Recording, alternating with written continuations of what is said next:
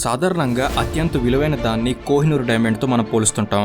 దాని చరిత్ర, విలువ, ఘనకీర్తి అటువంటిది. మరి దాదాపుగా 800 సంవత్సరాల చరిత్ర కలిగిన ఈ వజ్రం గురించి తెలుసుకోవాలనే ఆసక్తి, కుతూహలం ఇప్పటికీ అందరిలో అలానే ఉంది. మన తెలుగుంటి గడ్డ మీద పుట్టి అనేక రాజ్యాలు మారుతూ, దేశాలు తిరుగుతూ, వలసవాద దోపిడికి గుర్తుగా నేడు లండన్ మ్యూజియంలో నాకు లేదు పోటీ, నా మెరుపుకు లేదు సాటి అన్నట్టుగా టీవీగా రాణి కిరీటంలో ఒదిగుంది ఈ కోహినూర్ వజ్రం. ఒకరు దోచుకుంటే ఇంకొకరికి వారసత్వంగా వచ్చింది, ఇంకొకరేమో మీరే మాకు ఇవ్వండి అని బలవంతంగా దాన్ని లాక్కున్నారు.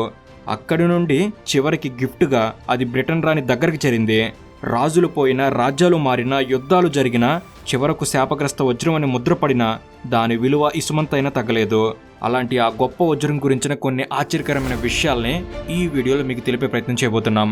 అసలు Andhra to London Kohinoor diamond అనేది ఈ 100 ఏళ్ల ఈ సుదీర్ఘ ప్రయాణం ఎలా చేస్తూ అక్కడికి చేరింది, ఎన్ని రాజ్యాలు, ఎన్ని దేశాలు తిరిగింది, అసలు ఇప్పుడు మార్కెట్ను బట్టి కోహినూర్కి ఎంత విలువ ఉంటుంది, అలానే కోహినూర్కి సమానమైన వజ్రం మరేదైనా ఈ ప్రపంచంలో ఉందా, ఇలా ప్రతి ఒక్క విషయాన్ని ఏది మిస్ కాకుండా ఇప్పుడు తెలుసుకుందాం. వీడియోలో ఇన్ఫర్మేషన్ అనేది చాలా బాగుంటుంది, ఎండ్ వరకు మిస్ కాకండి. అండ్ ఇలాంటి మరెన్నో ఇన్ఫర్మేటివ్ వీడియోస్ని మీ కొరకు తెచ్చేందుకు మీ సపోర్ట్కి వీడియోకి జస్ట్ లైక్ చేయండి చాలు. అండ్ మీకు ఒక ప్రశ్న, మీలో ఎంతమంది హరిహర వీరమల్లు సినిమాను చూశారు, మీకు ఎలా అనిపించింది తప్పకుండా కామెంట్స్లో తెలపండి. సో ఇక లేట్ చేయకుండా let's get into the video.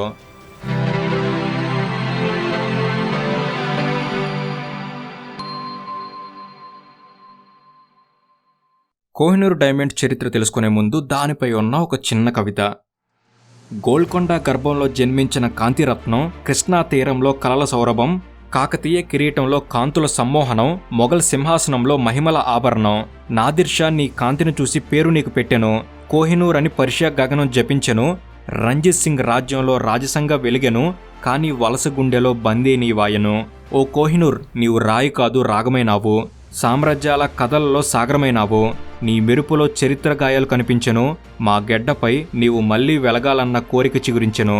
London గోపురంలో దాక్కున్న నీ కాంతి భారతీయుల హృదయంలో ఇంకా చెక్కు చెదరని జ్యోతి. తిరిగిరా ఓ రత్నం మా గుండెలో నీడవై, కోహినూర్ నిలిచావు మా చరిత్రలో చిరస్థాయివై. రీసెంట్గా పవన్ కళ్యాణ్ గారి సినిమా హరిహర వీరమల్లో చూసిన తర్వాత కోహినూర్ డైమండ్ చరిత్రను, కీర్తిని చెప్పాలనిపించి మేము ఈ వీడియో చేస్తున్నాము. కోహినూర్ డైమండ్ పేరుని అప్పటి తరం వారు, ఇప్పటి తరం వారు వినే ఉంటారు. ఎందుకంటే సుమారు 800 సంవత్సరాల క్రితం దీని చరిత్ర మొదలైంది. అనేక రాజవంశాలు, యుద్ధాలు, విజయాలు, ఓటములు, దోపిడీలు, రాజకీయ కుట్రలను ఈ వజ్రం చూసింది. కోహినూర్ అనేది పర్షియన్ పదం. కోహ్ అంటే కాంతి, నూర్ అంటే పర్వతం, అంటే కోహినూర్ అంటే కాంతి పర్వతం అని అర్థం. ఇక మన తెలుగు రాష్ట్రమైన ఆంధ్రప్రదేశ్ ప్రాంతంలో మొదటిసారి కోహినూర్ వజ్రం దొరికిందని చెప్తారు. ఖచ్చితంగా చెప్పాలంటే ఆంధ్రప్రదేశ్లోని గుంటూరు జిల్లా కొల్లూరులో గోల్కొండ గనులలో 13వ శతాబ్దంలో ఈ వజ్రం దొరికిందంటారు. ఈ కొల్లూరుకు వెళ్లాలంటే సత్తెనపల్లి నుంచి ఇరుకైన కుదుపుల దారిలో ప్రయాణించి ఊరు దాటిన తర్వాత కృష్ణానది ఒడ్డున పంతులుగారి చెరువు అనే చోటు ఉంది. సరిగ్గా ఇదే కోహినూర్ వజ్రం దొరికిన ప్రాంతం అనేది చరిత్రకారులు, పురాతత్వవేత్తలు చెప్తున్న మాట. కాకతీయులు, కుతుబ్షాల కాలంలో వజ్రాలనేవి ఆయా రాజ్యాలకు అదనపు ఆదాయాలు తెచ్చిపెట్టాయి. కుతుబ్షాహీల కాలంలో ఈ వజ్రాల ఖ్యాతి యూరోప్ దేశాలకు పాకడంతో గోల్కొండ సామ్రాజ్యం వజ్రాలకు పర్యాయ పదం అయిపోయింది. అప్పట్లో ఈ ప్రాంతం 1,00,000 జనాభా ఉండేది. ఈ గనుల్లో ఎప్పుడూ 30 నుంచి 60 వేల మంది పనిచేస్తూ ఉండేవారు. కొల్లూరు గనుల్లో ఎన్నో మేలిమి, ప్రపంచ ప్రఖ్యాత వజ్రాలు దొరికాయి. ప్రపంచంలోనే అత్యంత స్వచ్ఛమైన వజ్రంగా పేరు పొందిన రీజెంట్ కూడా కొల్లూరులో దొరికింది. అంతేకాదు Darya e Noor, Orlov, Nizam diamond, great Mughal, Hope diamond వంటి విలువైన వజ్రాలు ఈ గనుల్లోనే దొరికాయి. ఆనాడు విత్తనాలు నాటుతున్న ఒక రైతుకి 25 క్యారెట్ల వజ్రం దొరకడం ద్వారా ఈ గని బయటపడినట్లు చరిత్ర చెబుతుంది. 19వ శతాబ్దం వరకు ఇక్కడ వజ్రాల తవ్వకం పనులు ఎక్కువగా జరిగేవి. ఇక ప్రస్తుతం ఈ ప్రాంతమంతా పులిచింతల ప్రాజెక్ట్ నిర్మాణంలో భాగంగా మరుగున పడింది. ఇక కాకతీయ సామ్రాజ్య కాలంలో కొల్లూరు గనుల్లో కోహినూర్ వజ్రం దొరికిందని ఆనాటి రాతల్లో ఉంది. అలా కోహినూర్ మొదటి యజమానులు కాకతీయులేనని కొందరు చరిత్రకారులు చెప్తున్నారు. ఇక ఆ కాలంలో ఈ వజ్రం కాకతీయుల కులదేవత అనగా వరంగల్లో ఉన్న భద్రకాళి అమ్మవారి ఆలయంలో అలంకరణగా ఉండేదని, అమ్మవారికి ఎడమ కన్నుగా ఈ వజ్రం ఉండేదని చెప్తారు. ఇక ఈ కోహినూర్ వజ్రం ఆంధ్ర నుంచి ఢిల్లీ వరకు ఎలా చేరిందో ఇప్పుడు చూద్దాం. తురుష్కులు కాకతీయ రాజ్యంపై 8 సార్లు దండెత్తినట్లు చరిత్ర మనకు చెప్తుంది. ఇలా దండెత్తినప్పుడు కాకతీయ సామ్రాజ్యపు చివరి రాజు ప్రతాపరుద్రుడి కాలంలో ఈ వజ్రం తురుష్కుల చేతుల్లోకి వెళ్ళిపోయింది. ఢిల్లీ సుల్తాను అల్లావుద్దీన్ ఖిల్జీ 1304లో కాకతీయ రాజ్యంపైకి మాలిక్ కపూర్ని యుద్ధానికి పంపించాడు.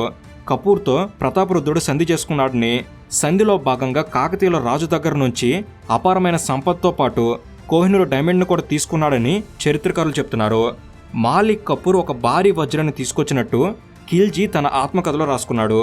అప్పటి నుంచి 1526లో మొఘల్ సామ్రాజ్య స్థాపకుడు బాబర్ మొదటి పానిపట్టు యుద్ధంలో ఇబ్రహీం లోడిని ఓడించి ఢిల్లీని ఆక్రమించుకునేంత వరకు వివిధ వంశాల ఢిల్లీ సుల్తాన్ల అధీనంలోనే ఈ భారీ వజ్రం ఉంటూ వచ్చింది. ఇక అప్పటి నుంచి ఈ వజ్రానికి బాబర్ డైమండ్ అనే పేరు వచ్చింది.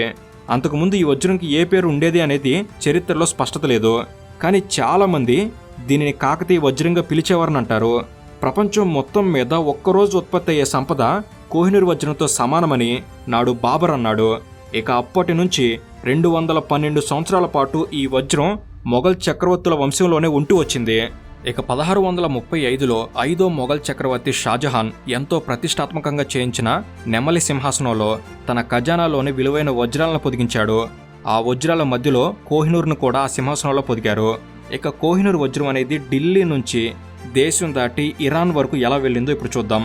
ఒక 100 ఏళ్ల తర్వాత మొఘల్ సామ్రాజ్యం అత్యంత పతనావస్థకు చేరుకున్న సమయంలో పర్షియా అంటే ఇరాన్ నుంచి ఢిల్లీపై 1738లో దాడి చేసిన నాదిర్ షా నెమలి సింహాసనాన్ని, ఢిల్లీ ఖజానాన్ని దోచుకున్నాడు.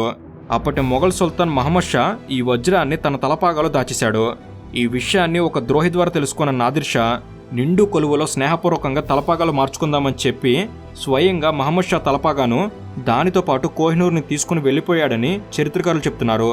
అప్పుడు తొలిసారి ఆ వజ్రాన్ని కల్లారా చూసిన నాదిర్ షా దానికి కోహినూర్ అంటే కాంతి పర్వతం అని పేరు పెట్టాడు. నాదిర్ షా జీవిత కథ రాసిన మహమ్మద్ కాజిం ఈ సంఘటన గురించి స్పష్టంగా చెప్పాడు. కోహినూర్తో పాటు అత్యంత విలువైన తైమూరు రూబీ, దర్యానూర్ వజ్రాలను సైతం నాదిర్ ఇరాన్కి పట్టుకుపోయాడు. కోహినూర్ని నాదిర్ షా తన బంగారు సింహాసనంలో పొదిగినట్లు కొందరంటారు. ఇక కోహినూర్ అనేది ఇరాన్ నుంచి మళ్ళీ ఆఫ్ఘనిస్తాన్కి ఎలా చేరిందో ఇప్పుడు చూద్దాం. 1747లో నాదిర్ షా హత్యకు గురయ్యాడు. అతని మనవడు కోహినూర్ వజ్రాన్ని ఆఫ్ఘన్ సామ్రాజ్యాన్ని స్థాపించిన అహ్మద్ షా దురానీకి 1551లో తనకు రక్షణ కల్పించినందుకు ప్రతిగా ఇచ్చేశాడు. దీంతో కోహినూర్ వజ్రం అనేది అహ్మద్ షా దురానీ చేతుల్లోకి వెళ్ళింది. కోహినూర్ ఇక్కడే దాదాపు 70 ఏళ్ళు ఉంది.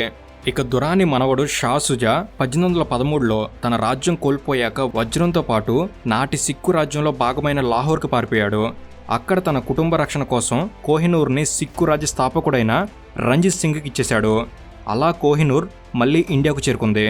దానికి ప్రతిగా రంజిత్ సింగ్ 1,25,000 రూపాయలని ఆ రోజుల్లోనే షా సుజాకు చెల్లించాడు. తన పట్టపు గుర్రం నుదిటిపై నుంచి పలకంలో విలువైన వజ్రాలతో పాటు కోహినూర్ను కూడా అలంకరించి పర్వదినాల్లో రంజిత్ సింగ్ దానిపై ఊరేగేవాడట. ఇక 1839లో రంజిత్ సింగ్కి 3వసారి స్ట్రోక్ వచ్చింది. ఇక తాను బతకడని తెలుసుకున్న రంజిత్ మాట్లాడలేని స్థితిలో కోహినూర్ వజ్రాన్ని పూరి జగన్నాథ్ ఆలయానికి ఇచ్చేయాల్సిందిగా సైగలు చేశాడని చెబుతారు.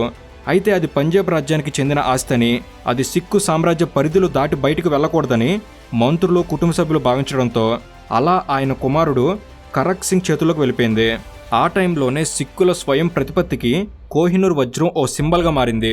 ఇక సిక్కుల నుండి చివరికి బ్రిటిష్ రాజ్యంలోకి కోహినూర్ ఎలా చేరిందో ఇప్పుడు చూద్దాం. ఇక ఇదిలా ఉండగా జమ్మూ కాశ్మీర్ రాజు గులాబ్ సింగ్ రంజిత్ సింగ్ పై అలాగే అతని కొడుకుపై కుట్రతో దాడి చేసి చంపి ఈ వజ్రాన్ని కాశ్మీర్కి తీసుకుపోయాడు.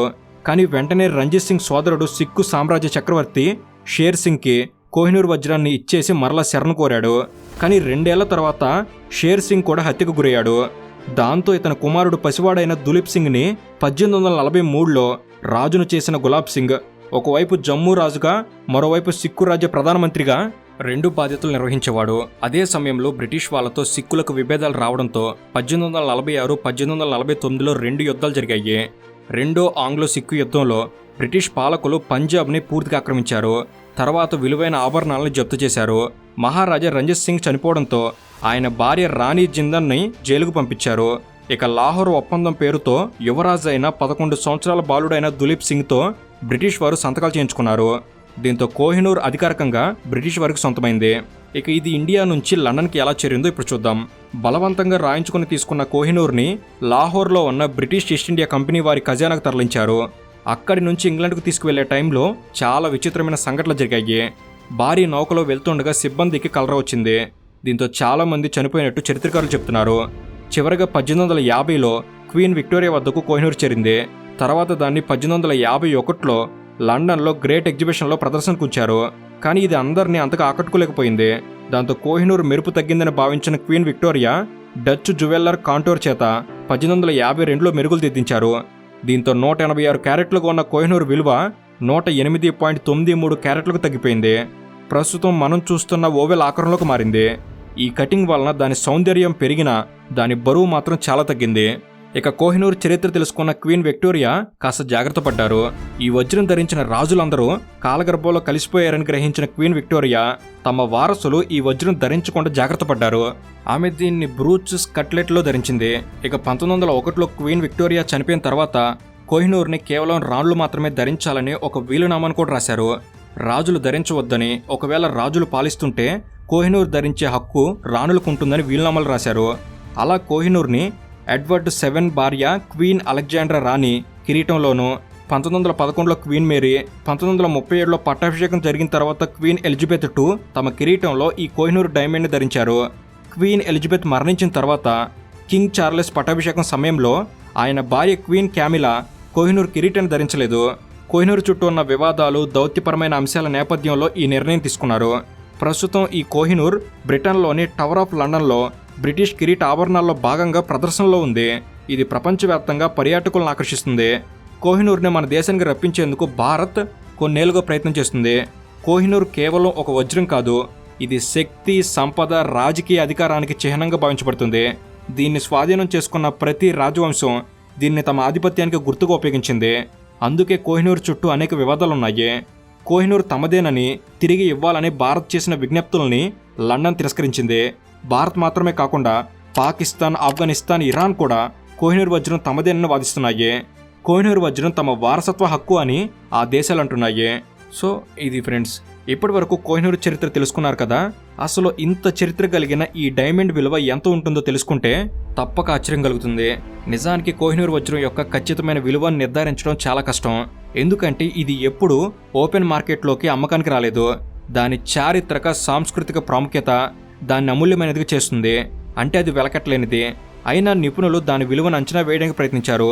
వారు చెప్పిన దాని ప్రకారం 105.6 క్యారెట్స్ అంటే 21.12 గ్రాముల oval brilliant cut D grade అంటే కలర్లెస్ అత్యంత ఖరీదైన కోహినూర్ డైమండ్ విలువ సాధారణ అంచనాలను బట్టి సుమారు 1250 కోట్ల నుండి 3600 కోట్ల మధ్య ఉండవచ్చు. కానీ దీనికి కాకతీయ, మొఘల్, సిక్కు, బ్రిటిష్ సామ్రాజ్యాలతో సంబంధం ఉంది కాబట్టి కోహినూర్ డైమండ్ కొన్న చారిత్రక ప్రాముఖ్యతను బట్టి దీని విలువ సుమారు 1 బిలియన్ అంటే దాదాపు 8300 కోట్లు లేదా అంతకంటే ఎక్కువే ఉండొచ్చని శాస్త్రవేత్తలు అంచనా వేస్తున్నారు. కోహినూరా, మజాకానా? అసలు కోహినూర్కి సమానమైన వజ్రం ఈ ప్రపంచంలో మరేదైనా ఉందా అంటే లేదని చెప్పొచ్చు. ఎందుకంటే దీని 800 సంవత్సరాల చరిత్ర, కాకతీయ, మొఘల్, సిక్కు, బ్రిటిష్ సామ్రాజ్యాలతో ఉన్న సంబంధం, భారతదేశం, పాకిస్తాన్, ఇరాన్ల మధ్య వివాదం దీనిని అమూల్యమైనదిగా చేశాయి. అయితే గోల్కొండ గనుల్లో దొరికిన 182 క్యారెట్ల దరియా ఈ నూర్, ఆఫ్రికాలో దొరికిన 530.2 క్యారెట్ల కల్లినన్ వజ్రాలు గాత్రం, స్పష్టత, చారిత్రక ప్రాముఖ్యతలో కొంతవరకు సమానంగా ఉన్నా కానీ కోహినూర్ యొక్క సాంస్కృతిక చారిత్రక విలువకు ఏ వజ్రం సరితూగలేదు. ఇలా 13వ శతాబ్దం మొదలు కాకతీయులు, మొఘల్ సామ్రాజ్య వైభవాన్ని, శక్తిని ప్రతిబింబించిన కోహినూర్ వజ్రం వారి పతనాన్ని కూడా చూసింది.